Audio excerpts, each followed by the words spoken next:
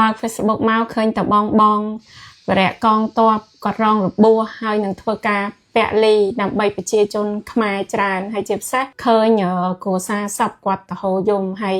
ដែលគាត់នៅជីដែនដែលគាត់កំពុងតែរស់នៅជាប់ព្រំដែនខាងសៀមនឹងកំពុងតែភៀសខ្លួនមកច្រើនណាពុកម៉ែបងប្អូនណាខ្ញុំអត់មានអីទេខ្ញុំជាទឹកចិត្តប្រជាជនខ្មែរម្នាក់អញ្ចឹងសង្ឃឹមថាពុកម៉ែបងប្អូនចាអាចរួបរวมជាមួយខ្ញុំម្នាក់ឯងខ្ញុំជួយបានតែប៉ុណ្្នេះទេប៉ុន្តែបើបានប្រជាជនម្នាក់ជួយម្នាក់ទិញម្នាក់ជួយជាថវិកាឬមួយក៏ជួយជាអវ៉ាន់ម្នាក់ទិញខ្ញុំនឹងមានថវិការៀងច្រើនដើម្បីទិញអវ៉ាន់ដើម្បីជួយទៅដល់គ្រួសារសពហើយនឹងបរិយាកងតបដែលគាត់រងរបួសហើយនឹងជាពិសេសបងដែលជនភៀសសឹកច្រើនខ្លាំងមែនតើមកគ្រប់ទីកន្លែងហើយសំខាន់ឃើញអ្នកខ្លះស្ត្រីទៅតែឆ្លងទលេចាស់ខ្លះក៏គាត់ចាស់ចរាខ្លាំងមែនតើដល់មុនហ្នឹងខ្ញុំទទួលដំណឹង100ជាងគាត់ភៀសសឹកហើយល្ងិតភ្នែកទៀតអញ្ចឹងខ្ញុំចង់អំពាវនាវឲ្យពុកម៉ែបងប្អូនចាឥឡូវនេះពេលនេះយើងត្រូវតែរួបរวมគ្នាជួយគ្នាហើយជាពិសេសពុកម៉ែបងប្អូនចូលតាមរយៈខ្ញុំធានាគឺអត់មានបាត់ទេហើយមានតលើសទៀតលុយខ្ញុំដែលដាក់ចូលប៉ាខ្ញុំម៉ាក់ខ្ញុំបងប្អូនខ្ញុំដែលដាក់ចូលគឺច្រើនហើយ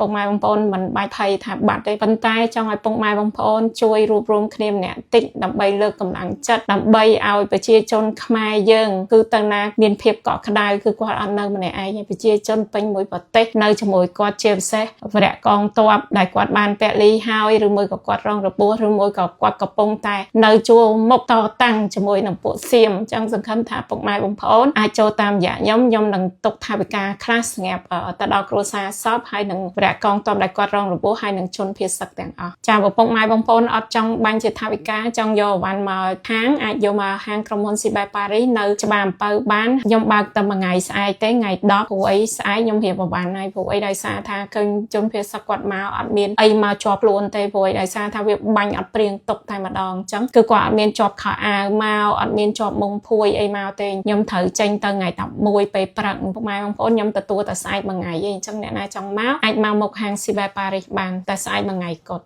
ចាអរគុណ